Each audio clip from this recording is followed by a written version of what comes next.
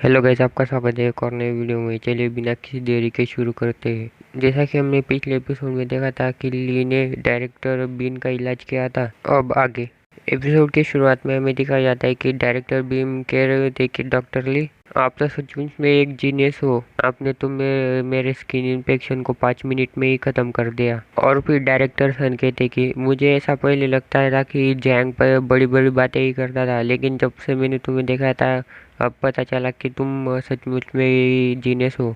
फिर मोटा आदमी कहता है कि मैंने तो पहले ही कहा था कि ये एक जीनियस है, इसकी मेडिकल स्किल कोई नॉर्मल बात नहीं है। उसके बाद डायरेक्टर बीन कहते कि डॉक्टर ली, आप कब मेरे वाइफ का इलाज करने के लिए आएंगे?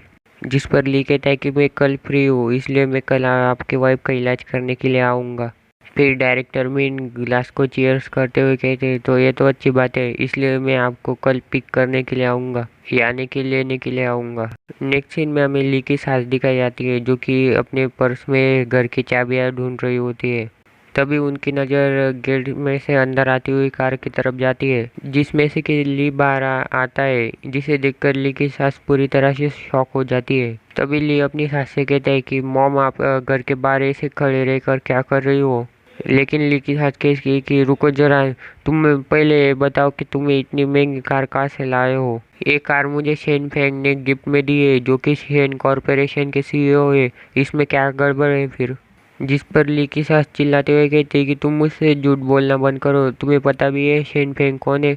इस पूरी सिटी के ऑटोमोबाइल सेक्टर में उनकी कंपनी सबसे ज़्यादा टॉप पर है, और उनके जैसा इंसान तुम्हें कैसे इतनी महंगी कार दे सकता है? तुम उनके सामने चिट्टी के बराबर हो। जिस पर ली कहता है कि मैंने उनके बेटे का इलाज किया, इसी वजह से उन्होंने as a thank you gift मुझे ये कार गिफ्ट में दी है। लेकिन ली की सास फिर से चिल्लाते हुए कहती है कि क्या तुमने उनके बेटे का इलाज किया?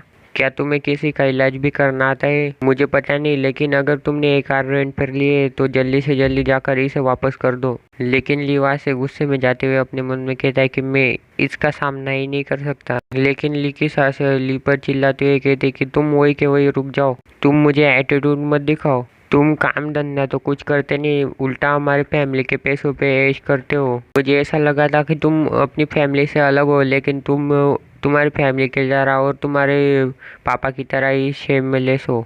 लेकिन ली अपनी सास की ऐसी बातें सुनकर गुस्से में पीछे मुड़ता है और वो उनकी तरफ आगे बढ़ता है। जिस पर ली की सास कहती है कि क्या तुम इतनी सी भी मेरी डांट नहीं सुन सकते? क्या तुम मुझे मारने की कोशिश कर रहे हो?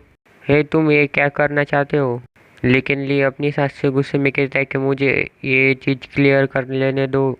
आप मुझे कुछ भी कह सकते हो, लेकिन आप मेरी फैमिली को इसमें बीच में घसीटने की कोई ज़रूरत नहीं। आप मेरी फैमिली के बारे में कुछ नहीं कह सकती, ये बात याद रखना। जिस पर ली के सास घबराते हुए कहते कि मैंने जो भी कहा वो सारा सच था। तुम खुद ही सोच कर देख लो, हर समय यानी तुम्हारी मदद करती है। यान ने 2 लाख रुपए तुम्हें दिए थे सिर्फ तुम्हारे भाई को बचाने के लिए। तुम एक बहुत बड़े झूठे हो, पता नहीं तुम फ्यूचर में जाके क्या करोगे। लेकिन ली अपनी सास की कोई बात न सुनते हुए गाड़ी स्टार्ट करने लगता है, जबकि उसकी सास पीछे से कह रही होती है कि हे, तुम क्या सोच रहे हो? तुम कहाँ जाने की कोशिश कर रहे हो? तुम सबसे पहले इस कार को वापस कर दो। नेक्स्ट सीन में हमें ली बैंक के पास दिखाया जाता है, जहाँ पे वो एटीएम में से पैसे निकालने की कोशिश कर रहा होता है। लेकिन तभी ली कहता है कि मेरी सास मेरे लिए ये चीज़ें मुश्किल कर रही है, मुझे जल्दी से जल्दी जैंग फैमिली को पैसे लौटा देने चाहिए। ली एटीएम में से पैसे निकाल ही रहा होता है कि तभी वहाँ पे एक पुलिस वाली आ जाती है और कहती है कि तुम एक प्राइम सस्पेक्ट हो, तुम्हें मेरे साथ आना होगा पुलिस स्टेशन में। नेक्स्ट सीन में हमें दोनों पुलिस स्टेशन में दिखाया जाता है, जहाँ पे वो पुलिस वाले ली से कह रहे होते हैं कि तुम टर्की कह के तुम कहाँ पे देख रहे हो, तुम मेरी तरफ देखो। जिस पर ली कहता है कि रुको जरा, मैं अभी भी कंफ्यूज हूँ, और तुम्हें अभी अभी मुझे क्या कहा? जिस पर वो पुलिस वाली कहती कि मैंने तुम्हें टर्की कहा। इस पर ली कहता है कि क्या कहा टर्की? मुझे ऐसा लगता है कि आपने मुझे किसी और की जगह पे पकड़ लिया, मैं पूरी तरह से निर्दोष हूँ। जिस पर वो पुलिस वाली चिल्लाते हुए कहती कि तुम पूरी तरह से झूठ बोल रहे हो, मुझे ऐसा लगता है कि तुम्हारे दिमाग में कुछ ना कुछ प्लान चल रहा है। अगर तुम निर्दोष होते तो तुम पुलिस स्टेशन में आने के लिए इतना हिचकिचाते नहीं। मेरे पास तुम्हारे लिए कुछ सवाल है, इसलिए तुम्हें उनका सही सही जवाब देना है। जिस पर वो पुलिस वाली ली से उसका नाम पूछती है, जिस पर ली कहता है कि मेरा नाम लीजाओ है।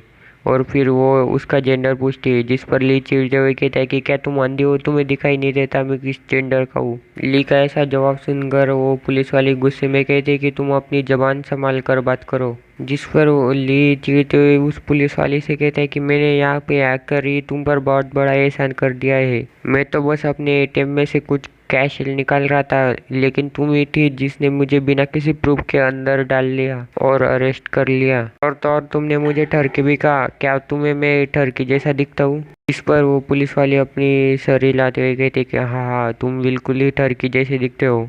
जिसे सुनकर ली का पूरा कॉन्फिडेंस डाउन हो जाता है। उसके बाद वो पुलिस वाली ली से कहती कि अच्छा ठीक है, मैं तुम्हें एक और सवाल पूछती हूँ।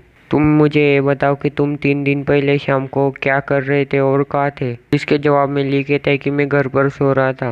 जिस पर वो पुलिस वाले टेबल पर हाथ मारते हुए कहती है कि क्या बकवास बात है। तभी ली कहता है कि अगर तुम्हें मैं जो भी कह रहा हूँ उस पर कोई भरोसा ही नहीं तो फिर क्या फायदा है इस इंटरोगेशन का। उसके बाद वो पुलिस वाली अपने माइंड में अपने सीनियर की बातें सोचने लगती है, जहाँ पे वो सीनियर कह रहे होते कि तुम बस एक इंटर्न हो, अगर तुम ऐसे ही सीधे सीधे पूछोगे तो कोई तुम्हें जवाब नहीं देगा।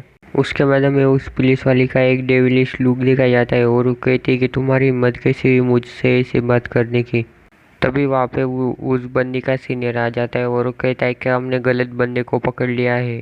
तभी हमें उस पुलिस वाली का सीन दिखाया जाता है जिसने किल्ली को टाइट पकड़ लिया होता है। और गाइस आप देख ही सकते हो कि उसने कहाँ पे पकड़ा है। तो गाइस पुलिस वाली का तो लॉल हो चुका है। हम अगले एपिसोड में देखेंगे कि ली पुलिस वाली के साथ क्या करेगा। तो फिर मिलते हैं अगले एपिसोड में।